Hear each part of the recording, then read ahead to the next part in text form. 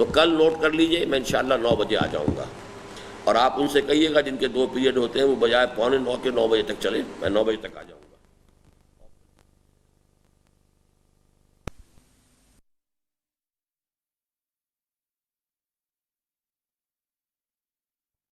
مظاہر ہیں جنہیں خطبات میں تو حضرت علامہ نے صرف ایک لفظ ڈیزلنگ ایکسٹیریئر سے تعبیر فرمایا ہے، لیکن اشعار اقبال کے تتبع سے معلوم ہوتا ہے۔ یہ تتبع کیا بلا ہے؟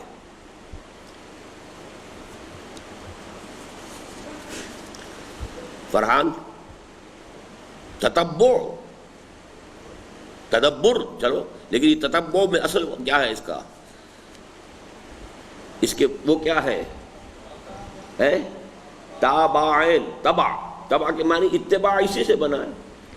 باب افتعال ہوگا تو اتباع بن جائے گا، اتباع رسول، اتباع افتعال، اور تتبع تفعل۔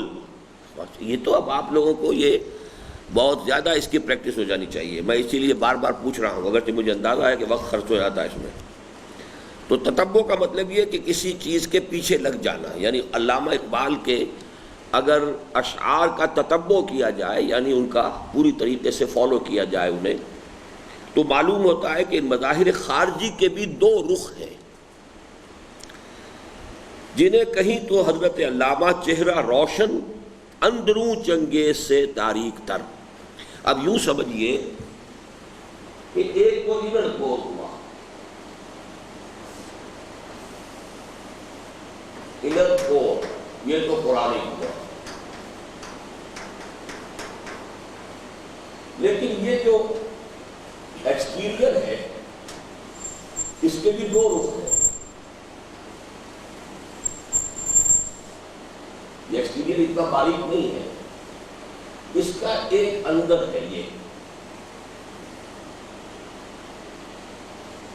اور ایک اس کا باہر ہے۔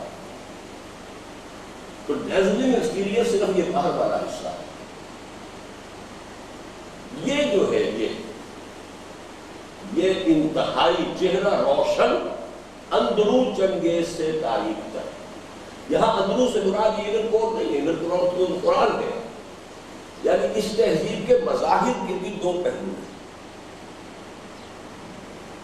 ایکسٹرنل جو ہے، جیسے آپ کہتے ہیں کہ یہ سیلنگ ہے، اس کے اوپر روف ہے، لہذا یا روف کے اوپر جو ہے وہ ٹائل لگی ہوئی ہے، تو وہ ٹائل تو بڑی خوبصورت لگی ہوئی ہے، بہت عمدہ ہے، ڈیزلنگ ہے، لیکن اندر جو ہے چہرہ روشن اندروں چنگیز سے تاریک تر۔ لیکن اس اندروں کو انر کور کے اوپر نہ لے جائیے آپ، انر کور پر تو ہم گفتگو ختم کر چکے ہیں، وہ قرآنک ہے، یعنی توہمات اور تخیلات سے نکال کر مشاہدات اور تعقل پر انسان کے موقف کی بنیاد ہونی چاہیے، یہ انر کور قرآنک ہو گیا۔ کہیں ان کی نشاندہی طب مغرب کے مزے میٹھے اثر خواب آوری، طب مغرب کے مزے میٹھے۔ اب یہ جو 2 تضادات یہ بیان کر رہے ہیں مغربی تہذیب کے، یہ بھی ایکسٹرنل کے ہیں، چہرہ روشن اندروں چنگیز سے تاریک تر، طب مغرب کے مزے میٹھے اثر خواب آوری جیسے الفاظ سے ذریعے کرتے ہیں، اور اس ضمن میں غالباً سب سے زیادہ بھرپور انداز یہ ہے کہ نظر کو خیرہ کرتی ہے چمک تہذیب حاضر کی، یہ صنداعی مگر جھوٹے لبوں کی ریزہ کاری ہے۔ تہذیب حاضر کے ان بظاہر حسین و خوشنما اور دلکش و مرغوب کن مظاہر خارجی میں سے مثلاً، اب یہاں پہ ہم ایک ایک کر کے بات سمجھیں گے۔ مثلاً ایک حریت فکر ہے جس کے پردے میں یا باضابطہ الحاد و کفر، یا لا ادریت و ارتیابیت، اور ان دونوں کا حاصل ہے یا عریاں لا مذہبیت، یا کم از کم محدود مذہبیت کے پردے میں لپٹی ہوئی لادینیت۔ سمجھ گئے میری بات یا نہیں؟ یعنی ایک شے کہ جو بہت اچھی لگتی ہے، آزادی رائے، آزادی فکر، freedom of thought, freedom of expression, بالکل ٹھیک ہے، بہت عمدہ ہے، ڈیزلنگ ہے، لیکن اس کے پردے میں اصل میں کیا ہے؟ الحاد، کفر، لا ادریت، یہ ہم پہلے گفتگو کر چکے ہیں ان الفاظ کے اوپر. لا ادریت کسے کہتے ہیں؟ اینی بڈی؟ انگریزی میں کیا کہتے ہیں اس کو؟ اتنا فلسفہ بھی نہیں آپ نے سیکھا مجھ سے. ایگنوسٹسزم، ایگنوسٹک. دیکھیے یہ بھی عربی کی طرح زبان ہے.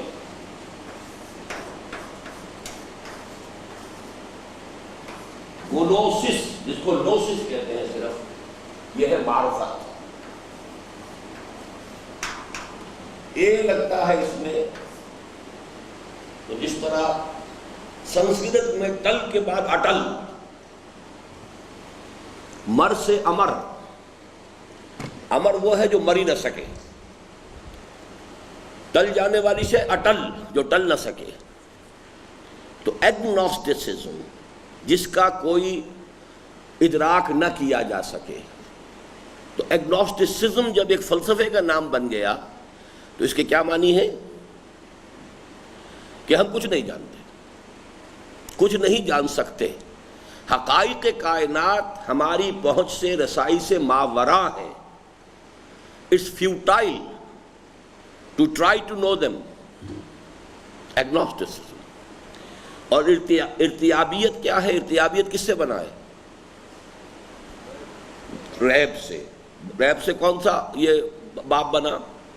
افتعال، ارتیاب. اب ارتیاب سے ارتیابیت ہو گیا. یہ ہے اسکیپٹسزم. یہ تو انگریزی کا عام لفظ ہے scepticism. He is a very sceptic person, یعنی اس کو ہر وقت شک ہی رہتا ہے. بہت اسکیپٹک آدمی ہے، وہمی ہے، شکوک و شبہات میں مبتلا رہتا ہے. اسکیپٹک.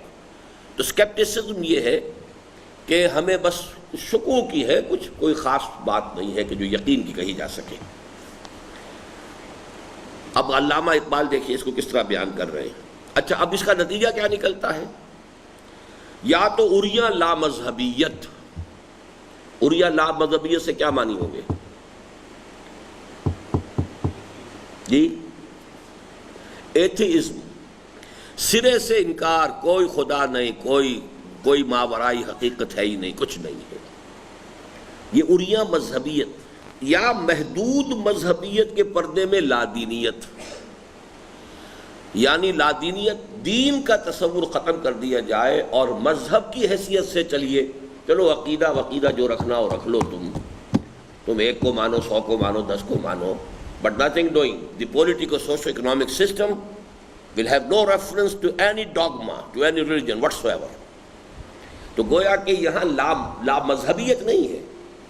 مذہب تو ہے، ٹھیک ہے، مذہب کی حیثیت سے عقیدہ ہے، عبادات ہے، اس کی پوری آزادی ہے، لیکن لا دینیت ہو گئی. لا دینیت کے ساتھ مذہبیت جو ہے، محدود مذہبیت اگر رہے تو لا دینیت اسے قبول کرتی ہے. جیسے امریکہ قبول کرتا ہے اسلام کو. ٹھیک ہے، آئیے نمازیں پڑھیے، ہمارے چرچ خرید کے مسجد بنا لیجئے، گو ہیڈ. سینیگوگ بنا لو، مسجد بنا لو، مندر بنا لو، بدھ مت کا کوئی ٹیمپل بنا، جو چاہو بنا لو بھائی، جو چاہو مان لو، جو چاہو عقیدہ رکھو. لیکن دیکھنا یہ جو معاشی نظام، سیاسی نظام، سماجی اقدار ہماری ہیں، ان کو نہیں چھیڑنا. یہ ٹیبو ہے. تو یہ ہے سیکولرزم. ہو فکر اگر خام. اب دیکھیے کس قدر خوبصورت یہ تبصرہ ہے. ہو فکر اگر خام تو آزادی افکار انسان کو حیوان بنانے کا طریقہ. فکر اگر پختہ ہوگی تو اللہ تعالیٰ کو پہچانے گی، اللہ آخرت کو پہچانے گی، حقائق اصل جو ہے کائنات کا ان تک پہنچ جائے. اگر یہ ہے تو پھر تو آزادی افکار میں کوئی حرج نہیں. پھر تو یہ ہے کہ آپ نے یوں سمجھیے کہ عروۃ الوثقیٰ، ایک کنڈے کے اوپر ہاتھ ڈال رکھا ہے. اب آپ کو کوئی خطرہ نہیں ہے، آپ ادھر ادھر ہاتھ ماریے، ایک ہاتھ جتنا چاہے آپ ماریے ادھر ادھر، اس لیے کہ آپ نے ایک کنڈا پکڑا ہوا ہے. لیکن اگر وہ کنڈا ختم ہو گیا، اب جو ہاتھ پاؤں آپ ماریں گے تو پھر تو آپ لہروں کے رحم و کرم پر ہیں، کوئی لہر آپ کو جدھر چاہے لے جائے. بڑا پیارا شعر ہے. اب دیکھیے یہ گل و بلبل کی شاعری تو نہیں ہے، یہ تو فلسفہ ہے.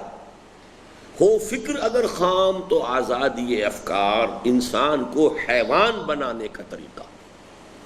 یہ میں نے اپنے پچھلے خطاب جمعہ میں جس چیز کو زیادہ نمایاں کیا کہ میں جو ایک معاملہ پچھلے جمعے میں بیان کرنا بھول گیا تھا کہ یہ جو پاکستان میں اب نظام آ رہا ہے، یہ جو IMF اور جو ورلڈ بینک کی حکومت ہے، اس کی مالیاتی استعمار ہے، اس کے ساتھ ہی انسان کو حیوان بنانا جو ہے یہ لازم ہے، اس لیے کہ آپ چاہتے کیا ہیں، اس نظام کے جو کارپرداز ہیں وہ چاہتے ہیں کہ یہاں لوگ میکسیمم محنت کریں، محنت کریں گے تو پروڈکشن ہوگی، پروڈکشن ہوگی تو کوئی ملائی نکلے گی، نہ دودھ ہی نہیں ہوا تو ملائی ہم کہاں سے لیں گے؟ تو ہمیں ملائی لینی ہے، ملائی کے لیے دودھ زیادہ چاہیے، دودھ کے لیے اس کو حیوان بناؤ بالکل، جیسے آج کل گائے کو جو ہے وہ انجیکشنز دیجئے تاکہ اور زیادہ وہ دودھ دے، چاہے اس سے اس کی پورا جو ہے انٹرنل فزیولوجی جو ہے اس کا بیڑا غرق ہو جائے، اس کی صحت جو ہے تباہ ہو جائے، کچھ ہو جائے، لیکن وقتی طور پر اسے انسان کو حیوان بنائیں گے تب ہی میکسیمم اس سے ہم خون نچوڑ سکیں گے، تو یہ اس کا لازمی حصہ ہے۔ تو ہو فکر اگر خام تو آزادی افکار انسان کو حیوان بنانے کا طریقہ۔ دوسرے حریت عمل ہے، جو ایکسٹرنل جو ڈیزلنگ ایکسٹیریئر ہے اس میں حریت فکر، حریت فکر کے بعد حریت عمل۔ ہاں آپ کو فریڈم ہے، you can do any thing you like, یہ کیا قیود اور حدود اور یہ اور پابندیاں اور یہ کرنا اور وہ کرنا، یہ غلط، یہ حرام، یہ جسٹ لیو دیم اسائیڈ، یہ سب پرانی باتیں ہیں، دقیانوسی باتیں ہیں۔ جس کی شکر والی تہ کے نیچے مزمر ہے، یہ لفظ مزمر ہوگا یا مزمر؟ مزمر کیا معنی اس کے ہے؟ چھپا ہوا، مزمر کے معنی چھپا ہوا۔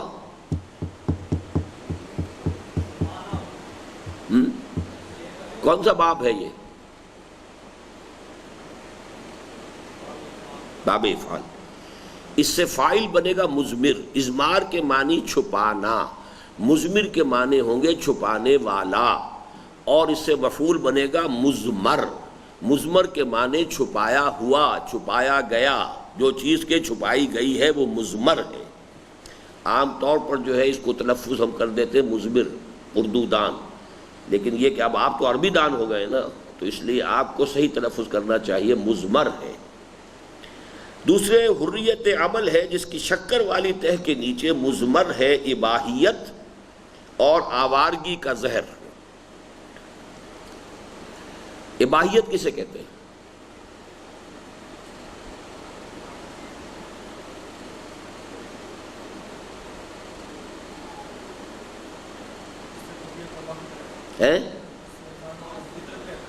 ہے کس سے؟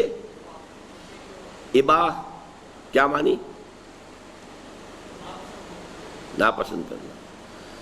ابھی بات بنی نہیں ہے آپ لوگوں کی، یہ وہ ابا ہے، الف با الف، ابا ابا کرتا ہے، یہاں ہے بڑی تکڑی ہے اباحیت، یہ کہاں سے لائیں گے آپ؟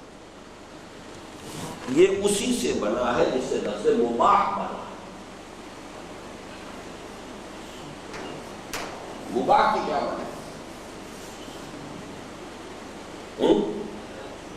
جی جائز، یعنی یہ کہ جس شے کی حرمت ثابت نہ ہو وہ مباح ہے۔ الحلال بین والحرام بین، کچھ چیزیں ہیں کہ جن کی حلت بالکل نصوص سے ثابت ہے کہ یہ حلال ہے، کچھ چیزیں ہیں کہ جن کی حرمت حرام ہونا نصوص سے ثابت ہے کہ یہ حرام ہے۔ یہ تو حدیث آپ پڑھ چکے ہیں بھائی، اس میں جو آپ نے پڑھ لی کہ نہیں، وَبَيْنَهُمَا مُشْتَبِهَاتٌ، لیکن یہ کہ یہ مشتبہات جتنے ہوتے ہیں یہ مباح ہوتے ہیں، جو شے حرام ثابت نہ کی جا سکے وہ مباح ہے۔ اب اباحیت کسے کہتے ہیں کہ اس مباح کے دائرے کو بڑھاتے چلے جائیے، اباحیت، چلو جی یہ بھی کیا ہے، جائز ہے، یہ بھی جائز ہے، یہ بھی جائز ہے، یہ بھی جائز ہے، تو یہ اب ایک فلسفہ بن جاتا ہے اباحیت۔ اس کے لیے انگریزی میں کیا لفظ ہے؟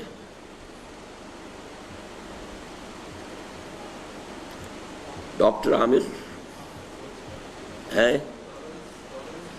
ٹالرنس تو بہت اچھی لفظ ہے۔ پرمیسیونیس کس قدر عمدہ لفظ ہے، پرمیسو سوسائٹی۔ ایک ہے prohibition, prohibited prohibited prohibited prohibited, یہ حرام یہ حرام یہ حرام یہ حرام، جیسے کہ سعودی عرب میں تدخین ممنوع، سگریٹ بھی نہیں پی سکتے، حرام ہے یہاں پہ، خاص طور پر جہاں یہ ہوتے ہیں گیس اسٹیشنز، التدخین ممنوع التدخین بھی لکھا ہوتا ہے. یہ جگہ وہ ہے کہ جہاں پر دخان، یہ اسموک سے دخان، دھواں اڑانا جو ہے، اسموکنگ کرنا حرام ہے. تو پرمیسو سوسائٹی وہ ہوتی ہے جو ہر طرح کی چیزوں میں اباحیت کا لفظ نوٹ کر لیجئے. یہ آپ کو یہ چیزیں جو اصل لٹریری اردو ہوتی ہے اس میں یہ الفاظ آتے ہیں.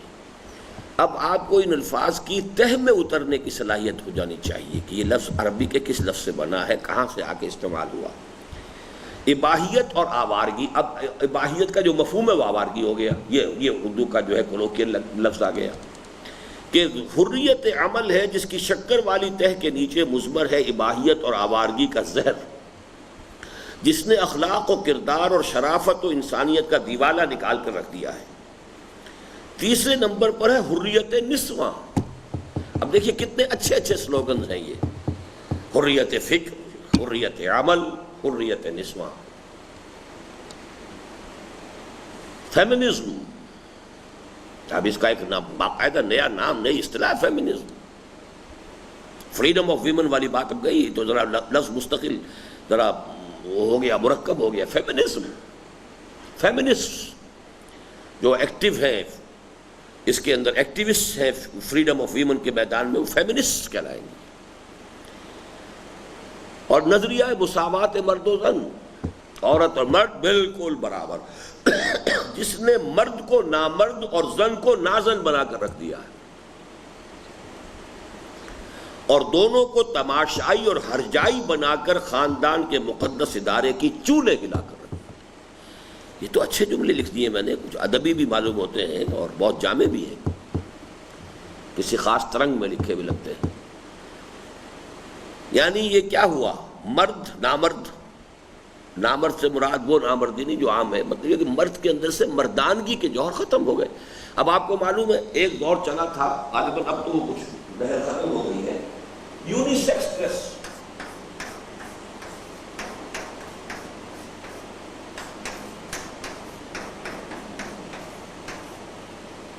اب زیادہ نہیں رہا اس کا.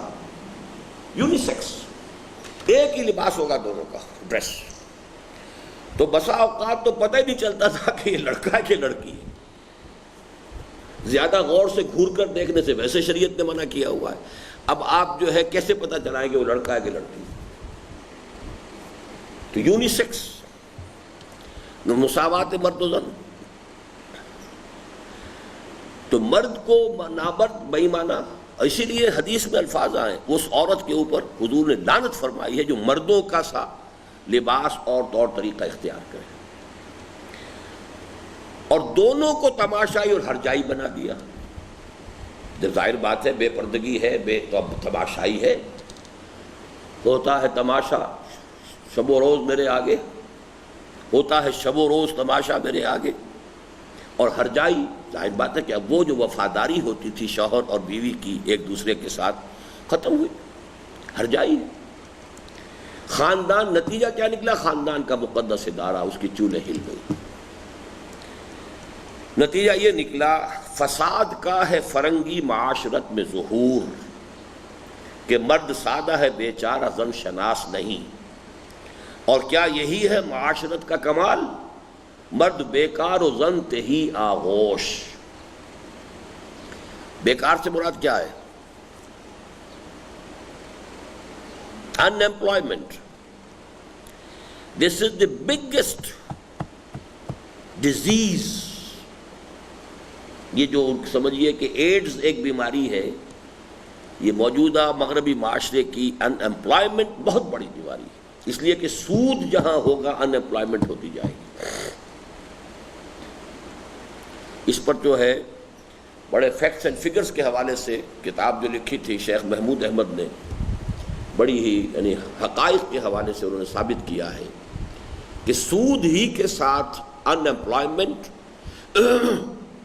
اور انفلیشن، دو چیزیں بڑھتی جاتی ہیں. یہ وشس سرکل ہے. سود ان امپلائمنٹ کو بڑھاتا ہے اور انفلیشن کو بڑھاتا ہے. یہ دونوں انٹرن سود کی شرح کو بڑھا دیتی ہیں. پھر سود کی شرح بڑھ گئی تو اور ان امپلائمنٹ اور انفلیشن اور بڑھ جائے گی.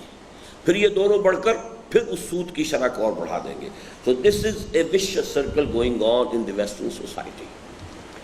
تو مرد بیکار اور زن تہی آغوش. عورت جو ہے اس کا تو اصل میں جو ہے اس کے گود میں بچہ ہو. یہ ہے جیسے کہ درخت کا پھول ہوتا ہے, درخت میں پھل لگا ہوا ہے. عورت کا گویا کہ اصل جو ہے اس کی آغوش جو ہے کہ در آغوش شبیر بگیری. حضرت فاطمہ رضی اللہ تعالیٰ عنہ کے آغوش میں حضرت حسین, حضرت حسن جیسے پھول لگے اس شجرہ طیبہ کے اندر. لیکن یہ کہ وہاں کی عورت جو ہے زنتہی آغوش. ایک تو اس لیے کہ اب وہاں پر فیملی پلاننگ بہت زیادہ ہے, دوسری یہ کہ عورتوں کو کام کرنا ہے. جب کام کرنا ہے تو ظاہر بات ہے کہ وہ اس بکھیڑے میں کیسے پڑیں. they have to earn their livelihood themselves. تو یہ سارے مسائل مل کر جو ہے وہ عورت جو ہے وہ پھر اسی کو پسند کرتی ہے. پھر یہ کہ اگر بچے ہو جاتے ہیں تو عورت کے اندر جو وہ جنسی کشش ہے وہ کم ہو جاتی ہے. وہ یہ نہیں چاہتی کہ میری جنسی کشش کم ہو, اس لیے کہ اس کی تو اس سوسائٹی کے اندر مارکیٹ ویلیو اس کے حوالے سے, تو وہ کیوں اپنی جنسی کشش کم کرنا پسند کرے گی. اگر ولادت ہوتی ہے تو جنسی کشش کم ہوتی ہے. یہ سارے فیکٹرز ہیں جس کی وجہ سے اب ان کے ہاں گروتھ ریٹ جو ہے ان کا جو حال ہے کہ رفتہ رفتہ امریکہ میں بوڑھوں کی پرسنٹیج بڑھتی جا رہی ہے, جوانوں کی گرتی جا رہی ہے. وہ تو ہوگی. جو سارا میڈیکل ٹریٹمنٹ ہے, ہیلتھ کیئر ہے, وہ بوڑھوں کو بڑھاتا جا رہا ہے. اور کچھ نہیں تو ہیومن ویجیٹیبل بنا کے وہ ہسپتال میں پڑا ہوا ہے, اسے ساری مشینیں لگی ہوئی ہیں اور وہ نہ زندوں میں ہے نہ مردوں میں. اسی طرح خشت اول چون حد میں مار کج تا سریا میرو دیوار کج کے مصداق اجتماعیات انسانیہ کے ضمن میں تہذیب مغرب نے سیاسی و معاشی مساوات کے حسین عنوانوں سے انسان کو اولاً لادینی جمہوریت سیکولر ڈیموکریسی کا تحفہ دیا, جو چہرہ روشن اندروں چنگیز سے تاریک تر کا مصداق کامل ہے, اس لیے کہ اس کے ذریعے حقیقتاً سرمایہ داروں کی بدترین آمریت عوام پر مسلط ہو گئی. ایک کیپٹلسٹک سوسائٹی میں جب آپ ایڈلٹ فرنچائز دے دیتے ہیں, ہر ایک آدمی کا ایک ووٹ ہے, لیکن سوسائٹی کیپٹلسٹک ہے, یعنی ایک شخص بلینئر ہے, he can purchase votes, he can purchase the journalists, he can buy time on television, وہ سب کچھ کر سکتا ہے. لہذا اصل میں وہ کیا بن گئی ہے, وہ سرمایہ داروں کی آمریت. ہمارے ہاں کیا ہے, فیوڈلز کی میوزیکل چیئرز گیم ہے. سیاست جو ہے ہمارے ہاں is the musical chair games of the feudals. تو اس طریقے سے بظاہر تو یہ جمہوریت اور مساوات, ہر انسان کا ایک ووٹ ہے, سب کے لیے ہے, غریب کے لیے بھی, امیر کے لیے بھی. دیکھیے مساوات ہو گئی, لیکن وہ مساوات تو اس وقت حقیقی فروٹ دے جب کہ معاشی نظام کے اندر بھی اعتدال ہو. معاشی نظام جو ہے وہ ایک طرف کنسنٹریشن آف ویلتھ کر رہا ہے, دوسری طرف پاورٹی ہے, ایڈوانٹ ہے, تو اس کا نتیجہ کیا نکلے گا کہ جن کے پاس سرمایہ زیادہ جمع ہو گیا ہے ان کے ہاتھ میں سارا اختیار رہے گا, ان کا کھیل بن جائے گا. اور دیو استبداد جمہوری قبا میں پائے کوب, یہ آمریت استبداد, دیو استبداد جمہوری قبا میں پائے کوب. پائے کوب یہ پاؤں زمین پر مارنا, یہ گویا کہ ناچنے کے لیے, ڈانس کے لیے یہ ایک لفظ ہے کہ یہ در حقیقت استبداد کا دیو ہے جو ناچ رہا ہے, جو ننگا ناچ رہا ہے.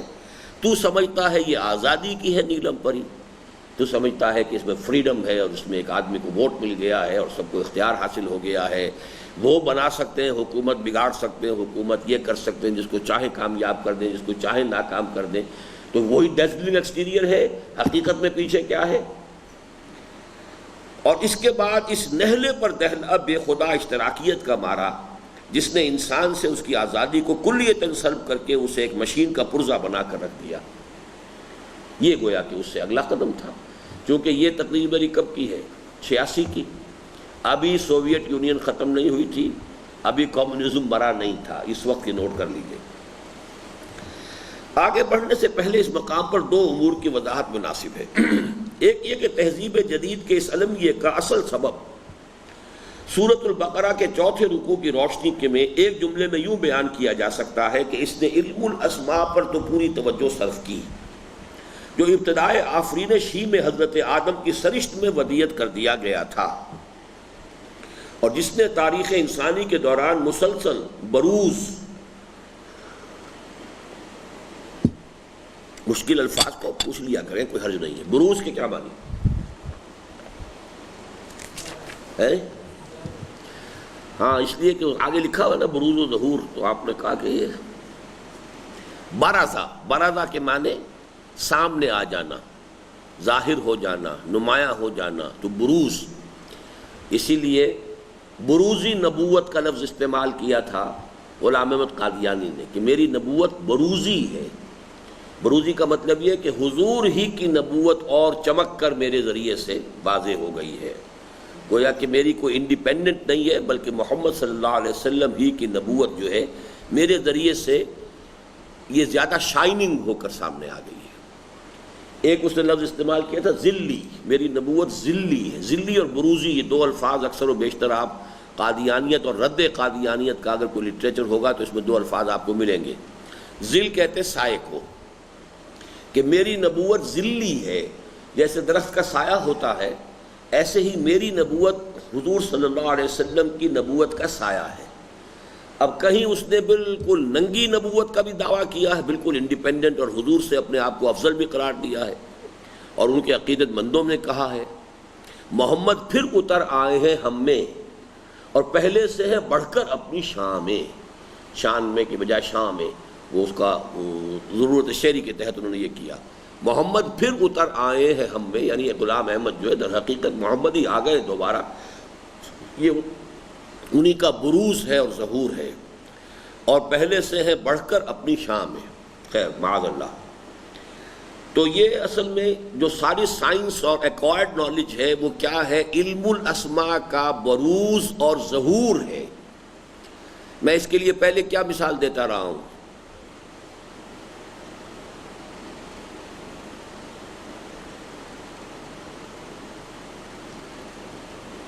آم کی گٹھلی میں پورا آم کا درخت، یہ مثال دی کہ نہیں کئی مرتبہ؟ جیسے آم کی گٹھلی میں آم کا پورا درخت ہے، بٹ اٹ ٹیکس ٹائم.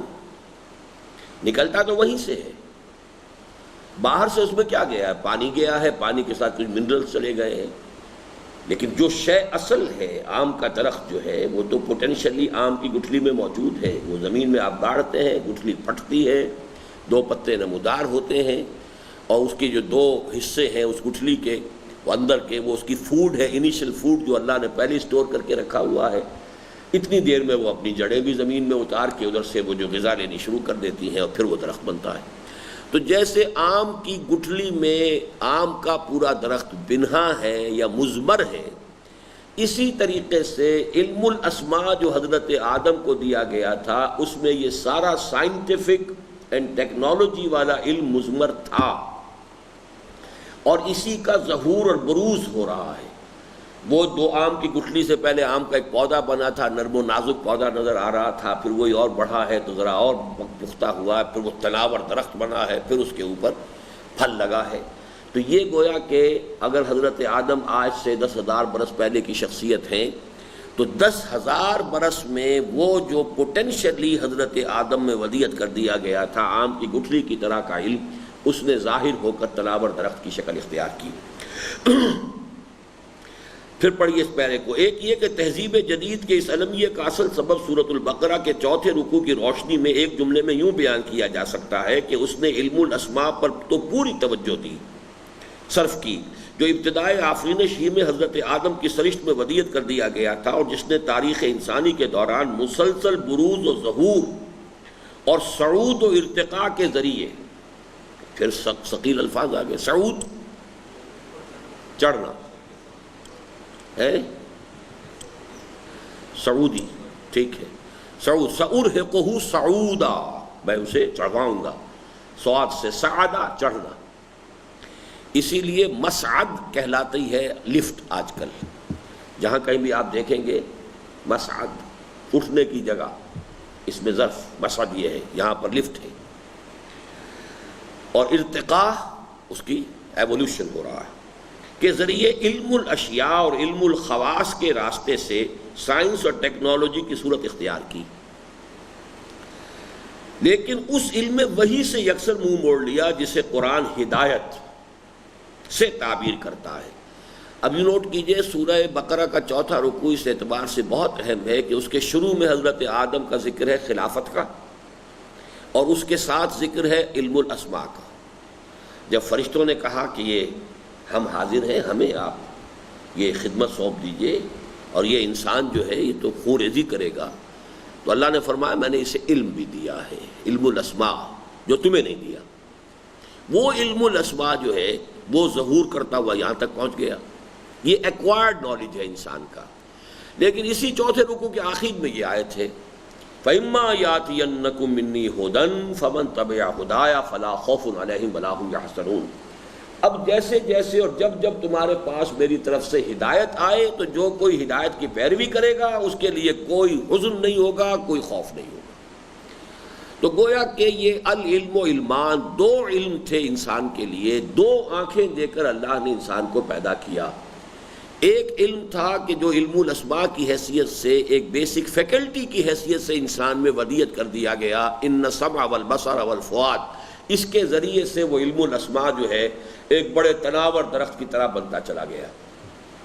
لیکن اس سے جو قدرت کی مخفی صلاحیتیں اور قوتیں انسان کے اختیار میں آتی گئیں استعمال کرنے کے لیے، اس کو اب سٹیم ایجاد ہو گئی، یا بجلی ایجاد ہو گئی، اب ایٹمک انرجی پر انسان کو قابو ہو گیا۔ اب یہ قوتیں ہیں، قوائے طبیعہ ہیں، فزیکل پاورز ہیں، ان پر اب ہمیں کنٹرول ہو رہا ہے۔ ہم سٹیم کو یوز کر کے سٹیم انجن بنایا ہے، بجلی کو یوز کر کے کیا بنایا، اس کے بعد اب کیا بنا رہے ہیں۔ لیکن اگر اس کو ہم رکھتے پابند اس علم ہدایت کا تو اس میں کوئی خرابی نہیں تھی۔ وہ علم ہدایت بھی رفتہ رفتہ آتا رہا، ہر نبی کے پاس وہ کتاب آتی رہی، ہدایات آتی رہی۔ فَإِمَّا يَأْتِيَنَّكُم مِّنِّي هُدًى فَمَن تَبِعَ هُدَايَ فَلَا خَوْفٌ عَلَيْهِمْ وَلَا هُمْ يَحْزَنُونَ۔ ہوا کیا ہے کہ انسان نے اس علم خدا سے، وحی سے، آسمانی ہدایت سے تو اپنے آپ کو محروم کر لیا، گویا کہ ایک آنکھ بند کر لی، ایک آنکھ کو چوپٹ کھول دیا۔ اور یہی در حقیقت دجالیت ہے۔ ایک ہے دجال شخص، وہ ایک شخص کی حیثیت سے ہوگا، لیکن دجالی فتنہ یہی ہے کہ انسان نے فزیکل سائنسز کی نالج کو اور to control the forces of nature جو صلاحیت ایکوائر کر لی ہے، وہ صلاحیت اس ہدایت خداوندی کی پابند نہیں رہی، لہذا اس نے ایک بہت بڑے فتنے کی شکل اختیار کر لی۔ یہ دجالیت ہے، یک چشم ہے، اس کی ایک آنکھ ہے، یعنی دو آنکھیں اللہ نے دی تھیں، علم ہدایت اور ایک علم الاسماء۔ علم الاسماء والی آنکھ چوپٹ کھل گئی، علم الہدایت والی آنکھ بند ہو گئی۔ نتیجتاً اس نے اس دجال کی صورت اختیار کر لی ہے جس کے ایک آنکھ بند ہے اور جس کی پیشانی پر جلی حروف میں کاف فا را لکھا ہوا ہے۔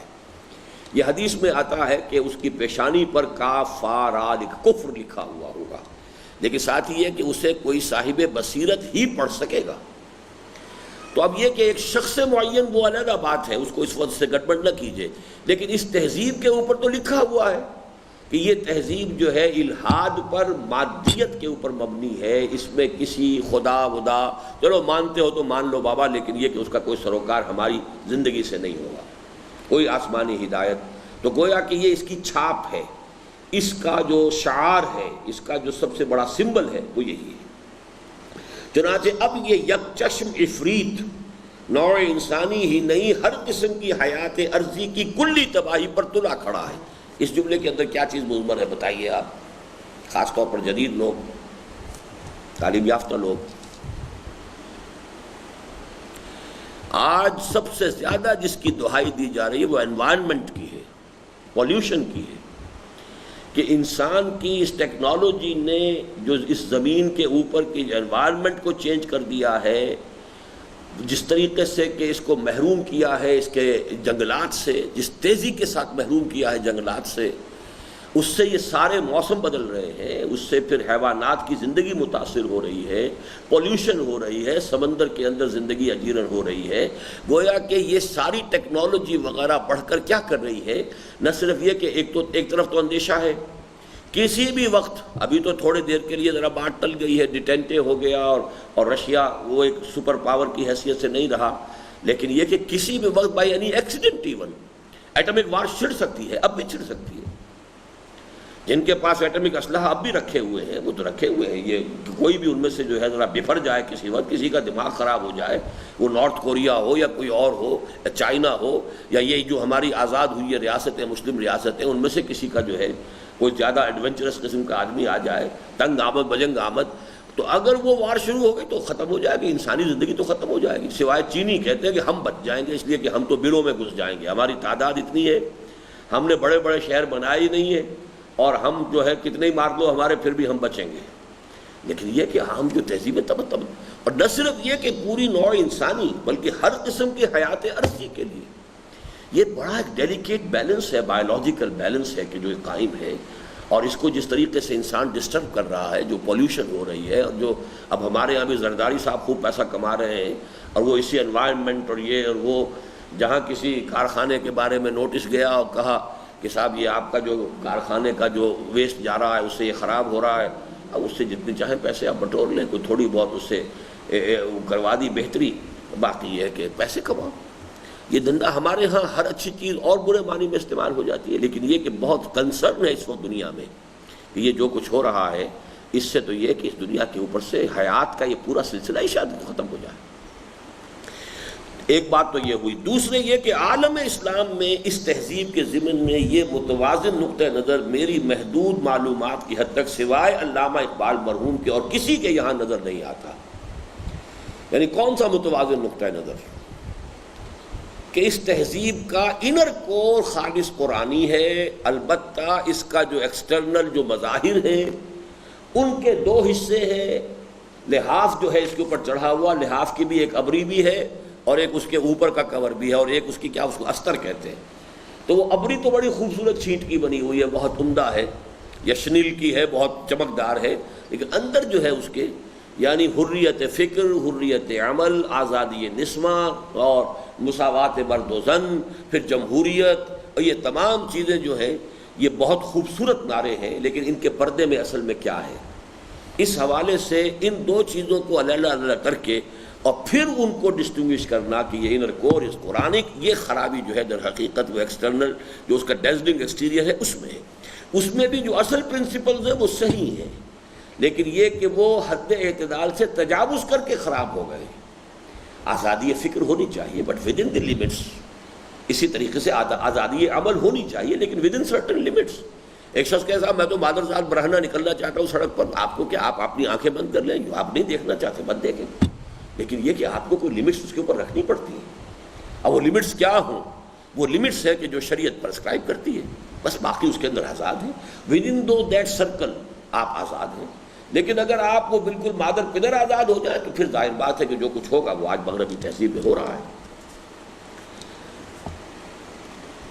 دوسرے یہ کہ عالم اسلام میں اس تہذیب کے ضمن میں یہ متوازن نقطہ نظر میری محدود معلومات کی حد تک سوائے علامہ اقبال مرحوم کے اور کسی کے یہاں نظر نہیں آتا، اور ان کے بعد ان کی شمع سے اپنے چراغ روشن کرنے والوں میں بھی کم از کم اپنی محدود بصارت و بصیرت کی حد تک مجھے صرف ایک شخصیت ایسی نظر آتی ہے جس کے فکر میں اس کا توازن کا عکس کامل موجود ہے، اور وہ ہے ڈاکٹر رفیع الدین مرحوم مغفور۔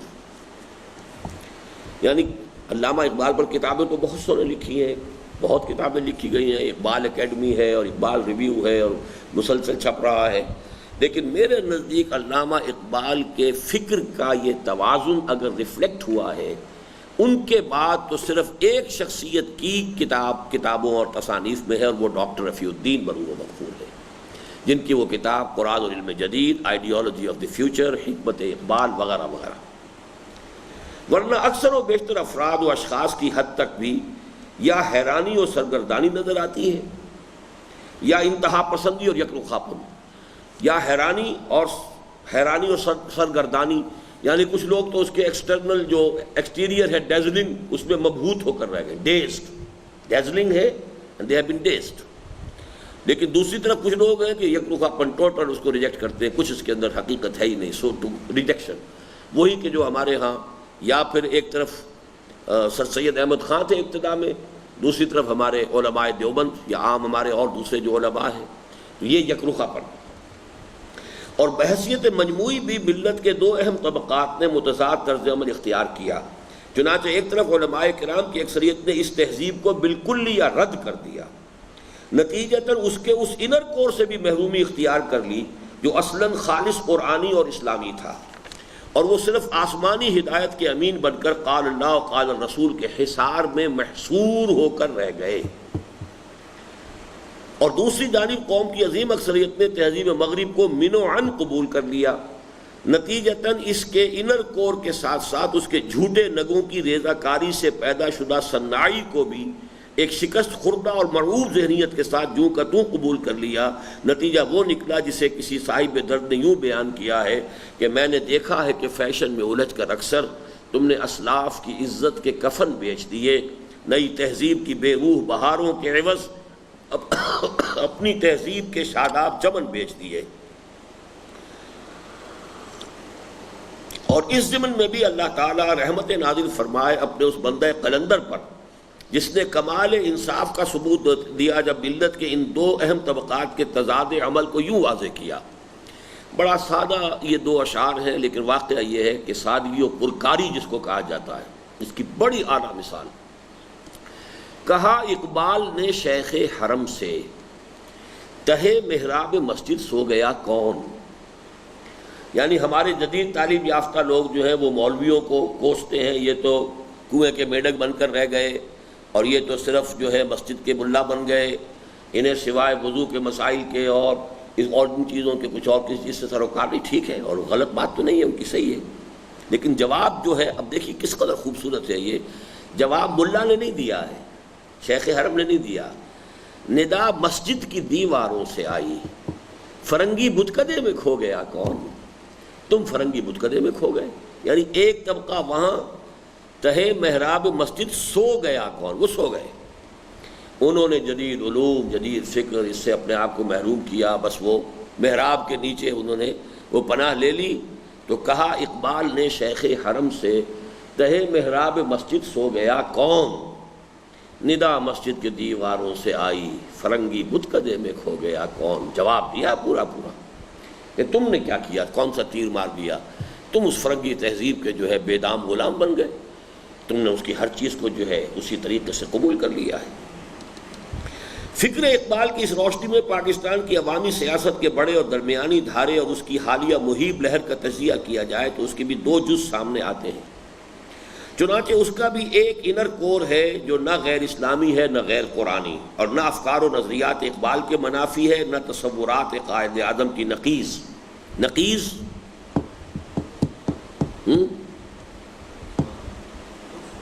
جی نقص والا۔ ماشاء اللہ، صاد اور ضاد میں کوئی فرق نہیں ہے۔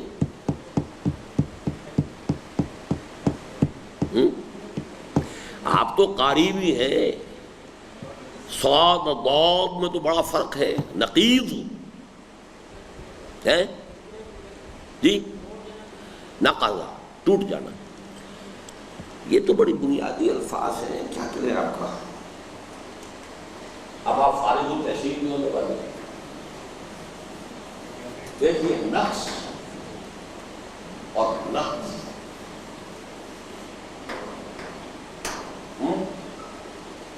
اور نقص عربی ایک بڑی بہت خوبصورت زبان ہے۔ میرے پاس وقت نہیں تھا کہ میں اس زبان کو سیکھ سکتا، لیکن جتنا کچھ بھی ہے میں اپریشیٹ اس کو کر لیتا ہوں۔ نقص کے معنی بھی توڑنا ہے۔ فمن نکث فانما ينکث علی نفسہ، بیعت کے معاملے میں آتا ہے، ان الذین یبایعونک انما یبایعون اللہ ید اللہ فوق ایدیہم فمن نکث فانما ينکث علی نفسہ۔ اے نبی، جو لوگ آپ سے بیعت کر رہے ہیں وہ اصل میں اللہ سے بیعت کر رہے ہیں، اللہ کا ہاتھ ان کے ہاتھوں کے اوپر ہے۔ اب جو توڑے گا نکث کے معنی توڑنا، اور نقضا، اب اسی کو سمجھیے کہ سخت ہو گیا، یہ کاف قاف میں بدل گیا، سا واو میں بدل گیا، نقضا توڑ دینا۔ اور اس میں کیا ہے؟ نقض بھی توڑ دینا، نقص اس میں لطافت ہے، بہت لطیف شے کا ٹوٹ جانا، اور نقض جو ہے اس کو کہتے ہیں کسی معاہدے کا توڑ دینا۔ نقیض پھر کیا بنا اس سے جی؟ اچھا، فعیل کے وزن پر کیا مبالغہ کہتے ہیں اس کو یا کچھ اور کہتے ہیں؟ میرے نزدیک ایک تو آپ صفت کا لفظ ٹھیک نہیں بول رہے، یہ صفت ہے،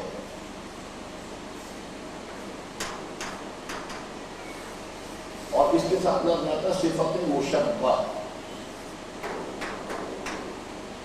نقیص، نقص، توڑ دینے والا. کیا پڑھ رہے تھے؟ فکر اقبال کی اس روشنی میں پاکستان کی عوامی سیاست کے بڑے اور درمیانی دھارے اور اس کی حالیہ مہیب لہر کا تجزیہ کیا جائے تو اس کے بھی دو جز سامنے آتے ہیں. چنانچہ اس کا بھی ایک انر کور ہے جو نہ غیر اسلامی ہے نہ غیر قرآنی، اور نہ افکار و نظریات کے اقبال کے منافی ہے نہ تصورات قائد اعظم کی نقیض، بلکہ عین قرآنی اور اسلامی بھی ہے، اور پاکستان کے مصور و مفکر اور مؤسس و معمار دونوں کے خیالات کے مطابق بھی ہے. اور اسوی میں اس دھارے کی مقبولیت اور اس کی قوت و شوکت کا راز مضمر ہے. البتہ دوسرا جز جو بجائے خود نہایت اہم ہے، بے خدا بھی ہے اور بے دین بھی، اور خالص مشرکانہ بھی ہے اور ملحدانہ بھی، اور یہ بات نہایت اہم اور لازمی ہے کہ ان دونوں اجزاء کو علیحدہ علیحدہ پہچان لیا جائے اور دونوں کے ساتھ ایک طرز عمل اختیار کرنے کے بجائے علیحدہ علیحدہ رویہ اختیار کیا جائے. یعنی جیسے مغربی تہذیب کا انر کور قرآنی ہے، ایکسٹیریئر کے بھی دو پہلو ہیں، ایک ڈیزلنگ ہے، بہت اچھا عنوانات ہیں، لیکن اس کے اندر جو ہے چھپا ہوا وہ زہر ہے. اسی طرح یہ جو ہم نے کل پڑھا تھا کہ یہ مڈل را جو چل رہی ہے ہمارے ہاں، ایکسٹریم لیفٹسٹ، ایکسٹریم رائٹسٹ، درمیان میں ایک لہر ہے. اب ہمارے ہاں لیفٹسٹ بہت تقریباً معدوم کے درجے میں آ گئے، موجود ہیں، وہ اشخاص ہیں، ان کے رجحانات ہیں، لیکن سوویت یونین کے ڈس انٹیگریشن کے بعد اور کمیونزم کے خاتمے کے بعد اب ان کے اندر کوئی قوت نہیں رہی، کوئی مقاومت نہیں رہی، اب ان کی کوئی جو ہے اہمیت نہیں رہی، اس کو ذہن میں رکھ لیجیے. لیکن اشخاص موجود ہیں، گروہ موجود ہیں، سندھی نیشنلزم بھی ہے، بلوچ نیشنلزم بھی ہے، ساری چیزیں موجود ہیں، لیکن فی الحال دبی ہوئی ہے. آگ بجھی ہوئی نہ جان، آگ دبی ہوئی سمجھ. ایکسٹریم رائٹ پر مثلا جماعت اسلامی ہے یا اور کوئی جماعتیں ہیں. درمیان کا جو ہے دھارا، جس کے اندر کہ اس وقت بھٹو اور یعنی بے نظیر اور نواز شریف دونوں برابر کے شریک ہیں، دونوں سیکولرزم کے علمبردار ہیں، چاہے وہ کھل کر کہتی ہے اور یہ اس کو کھل کر کہتے نہیں ہیں، لیکن اپنے طرز عمل سے ثابت کر چکے ہیں. دونوں سودی معیشت کو جاری رکھنا چاہتے ہیں، دونوں ہی امریکہ کے گھڑے کی مچھلی ہیں، دونوں ہی ان کے ساتھ جو ہے IMF اور ورلڈ بینک کے ساتھ وہی معاملہ کریں گے، اور اس کے تو یہ مین دھارا ہے. اس دھارے کی اسی طریقے سے بے نظیر کا معاملہ ہے. تو اس میں دھارے کے اندر بھی دو حصے ہیں. ایک حصہ اس کا جائز ہے، صحیح ہے، نہ غیر قرآنی ہے نہ غیر اسلامی ہے، اگر ہم نے اسے بھی ریجیکٹ کر دیا تو ہماری غلطی ہوگی. اور ایک حصہ اس میں حرام ہے، شرک ہے، الحاد ہے، اس کو ہمیں آئیڈینٹیفائی کرنا چاہیے علیحدہ علیحدہ. اس دھارے اور لہر کی انر کور کے اجزائے ترکیبی میں سے اولین جز ہے وَلَقَدْ كَرَّمْنَا بَنِي آدَمَ. یہ جو آیت ہے سورہ بنی اسرائیل کی کے مطابق انسان کا محض انسان ہونے کے ناطے اعزاز و اکرام اور تشریف و تکریم اور رنگ و نسل، مال و منال اور عہدے اور پیشے یا جنس کی بنیاد پر انسانوں کے مابین اعلیٰ و ادنا، شریف و رذیل اور اونچ اور نیچ کے جملہ امتیازات کا مکمل خاتمہ، اور انسانوں کے مابین اس سماجی و معاشرتی سطح پر کامل مساوات بفہوائے الفاظ قرآنی یا ایھا الناس انا خلقناکم من ذکر و انثی وجعلناکم شعوبا وقبائل لتعارفوا ان اکرمکم عند اللہ اتقاکم. یہ تو سورہ حجرات میں آپ پڑھ چکے ہیں. پہلی چیز کہ جو مثلا بھٹو نے کی تھی، اس نے پہلی مرتبہ پاکستان میں مزدور کو زبان دی اور سیلف رسپیکٹ دیا. تم بھی انسان ہو، صرف کارخانے دار انسان نہیں ہے. ان کے اندر ایک احساس پیدا ہوا کہ ہم بھی انسان ہیں، ہمارے بھی حقوق ہیں. کاشتکار کو یہ تصور دیا کہ ہم بھی انسان ہیں. یہ دوسری بات ہے کہ پھر وہ اس کو پازیٹیو رخ پر نہیں ڈال سکا. اس کے اندر اتنی صلاحیت نہیں تھی کہ ان کو صحیح رخ پر ڈالتا. ان جذبات کو وہ پھر غلط رخ پر پڑ گئے. مزدور نے کام کرنا چھوڑ دیا، گویا کہ بس اب ہم کیوں کام کریں. کاشتکار نے بھی جو ہے وہ سرکشی اختیار کر لی. تو اس اعتبار سے بھٹو فیل ہوا ہے بعد میں.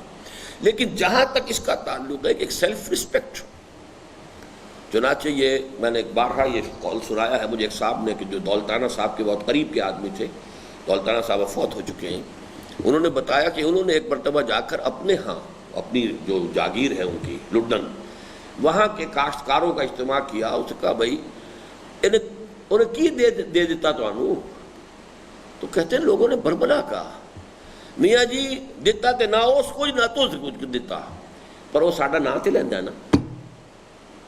It's very clear.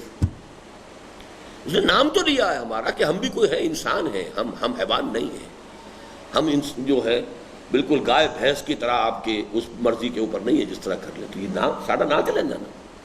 تو یہ ایک بات تھی جو اس نے کر کے دکھائی.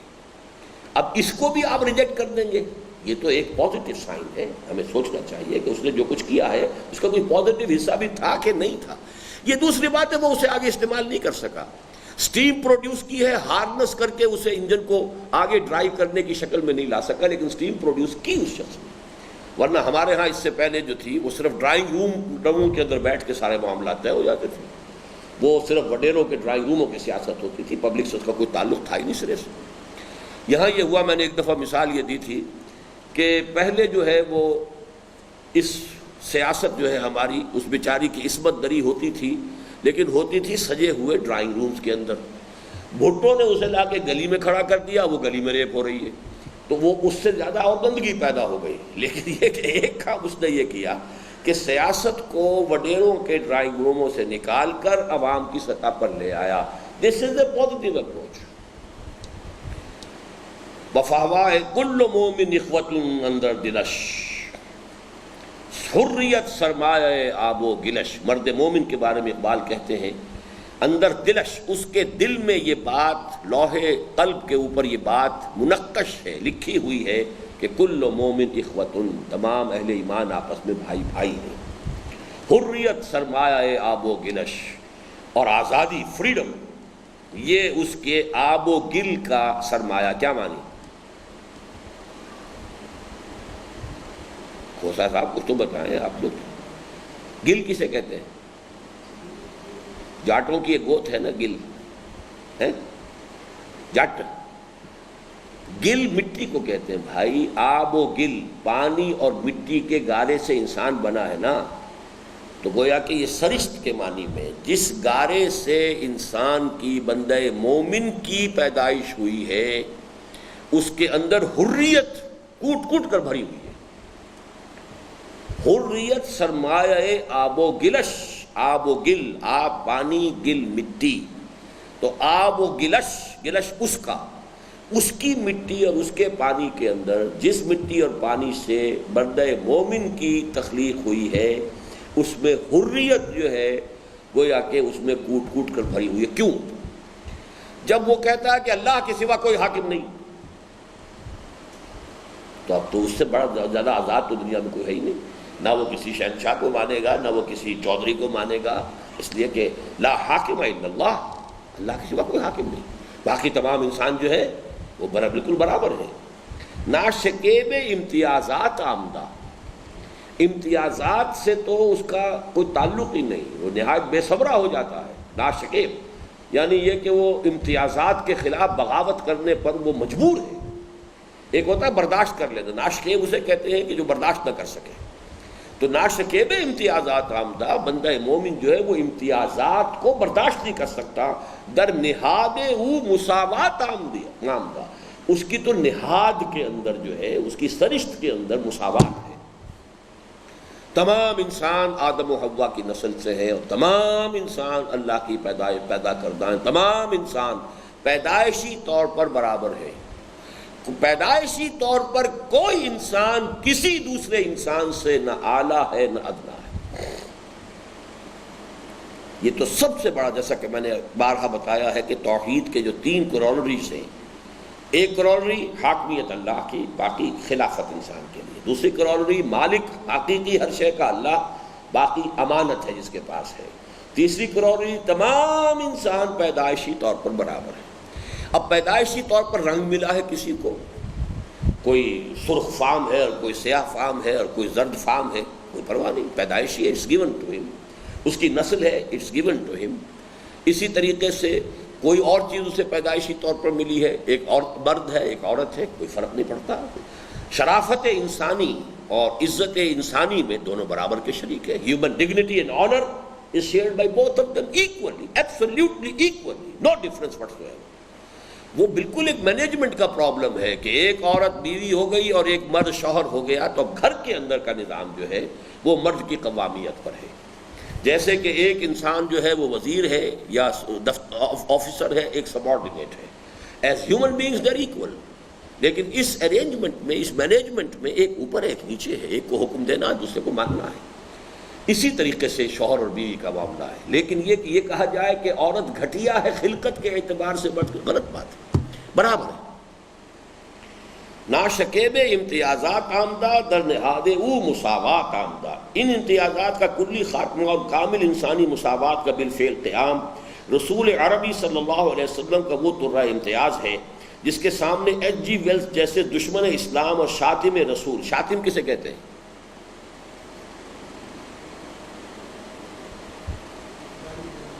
گالی دینے والا، سب و شتم، یہ آپ بہت دفعہ دیکھیں گے اردو میں بھی، سب کے معنی بھی گالی دینا ہے اور شتم کے معنی بھی گالی دینا ہے۔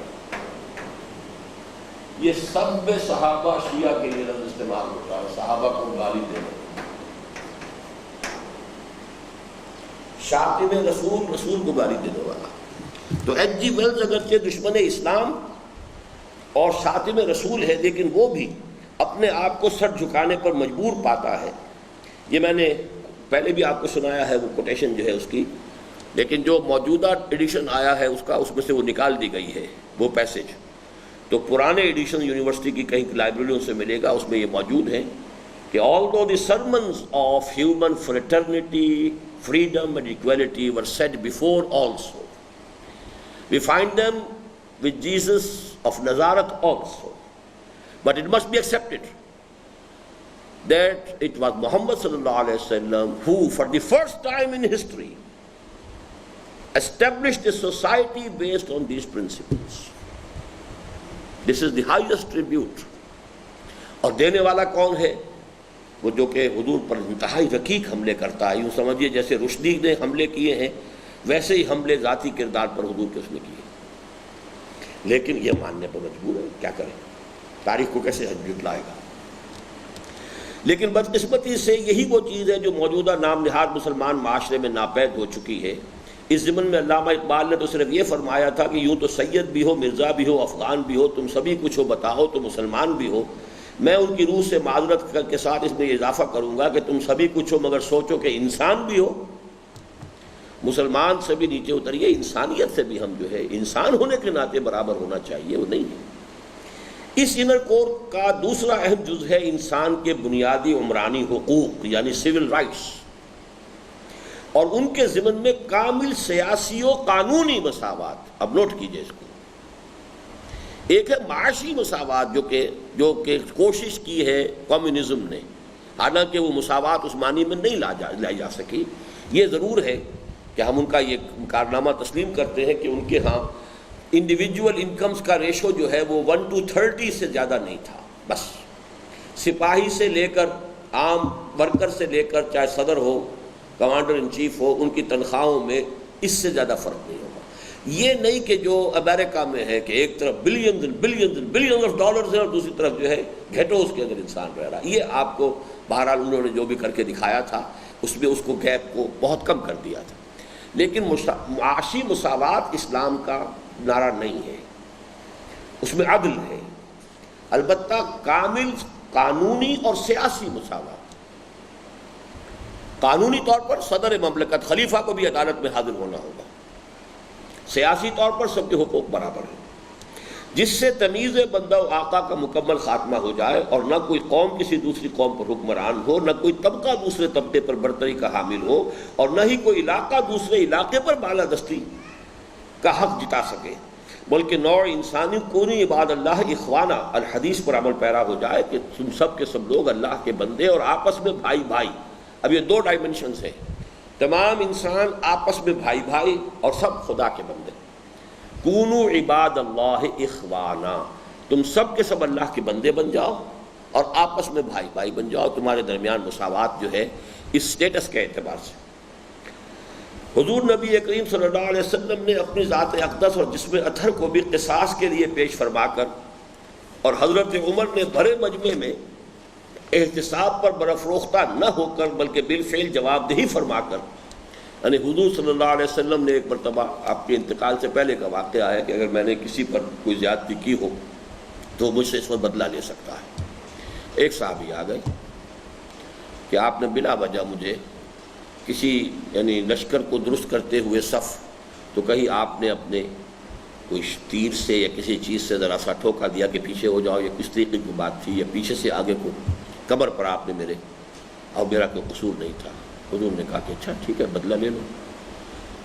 تو اس نے کہا کہ میری تو کمر پہ اس وقت کرتا نہیں تھا، خالی کمر پہ آپ نے وہ کیا تھا، آپ نے کرتا اٹھا دیا۔ اب انہوں نے بوسہ دے دیا کہ یہ میں نے سب کچھ اس لیے کیا تھا، یعنی یہ نہیں تھا کہ جھوٹ بولا تھا، بات صحیح تھی، لیکن یہ کہ اب اس کا جو قصاص اس نے لیا وہ اس شکل میں کہ اسے یہ سعادت حاصل ہو گئی کہ حضور کی کمر کا، عریاں کمر کا اس نے بوسہ لے لیا۔ بہرحال حضور نے تو اپنے آپ کو پیش کیا۔ اسی طرح حضرت عمر جب ان سے کرتے کے بارے میں پوچھا گیا، جواب دہی کروا دی حضرت عبداللہ ابن عمر سے۔ حضرت علی نے اپنے عہد خلافت میں عدالت میں ایک عام مدعی کی حیثیت سے پیش ہو کر اور اپنے دعوے کے اخراج پر کبیدہ خاطر نہ ہو کر جو اعلیٰ اور روشن اور ابدی اور لازوال مثالیں قائم کی تھیں، وہ آج متفق علیہ اقدار کی حیثیت سے انسان کے اجتماعی ضمیر کا جزو لا ینفک بن چکی ہیں۔ یہی وہ ویلیوز ہے کہ جو موجودہ جوڈیشل سسٹم جو ہے وہ بھی کوشش کرتا ہے کہ وہاں تک پہنچ جائے۔ وقت ختم ہو گیا؟ اچھا ٹھیک ہے، میں ختم کرتا ہوں۔ بلکہ حضرت علی ناراض پتہ ہے کس بات پر ہوئے تھے؟ حضرت علی جب عدالت میں پیش ہوئے ہیں، ان کی زرہ تھی جو چوری ہو گئی تھی اور ایک یہودی کے ہاتھ سے برآمد ہو گئی۔ مقدمہ قاضی شریح غالباً تھے، ان کی عدالت میں مدعی کی حیثیت سے پیش ہوئے، تو قاضی شریح نے یا ابا الحسن کہا۔ حضرت عمر نے ٹوک دیا کہ یہ آپ نے ناانصافی کی پہلی قدم پر، اس لیے کہ کسی شخص کو اس کے نام سے نہ پکارا جائے بلکہ کنیت سے پکارا جائے، یہ اعزاز ہوتا ہے۔ تو میں اس وقت ایک فریق مقدمہ کی حیثیت سے ہوں، آپ کو میرے لیے علی کہنا چاہیے، نہ یہ کہ یا ابا الحسن کہا ہے۔ بعد میں چونکہ جو گواہی تھی کہ یہ آئیڈینٹیفائی کرنے والے جو ہے وہ صرف وہ ایک بیٹا حضرت حسن تھے اور ایک غلام، انہوں نے کہا کہ بیٹے کی اور غلام کی گواہی قبول نہیں، کوئی تیسری گواہی ہو تو لائیے، اگر نہیں ہے تو اچھا مقدمہ خالی ختم، کوئی ملال نہیں۔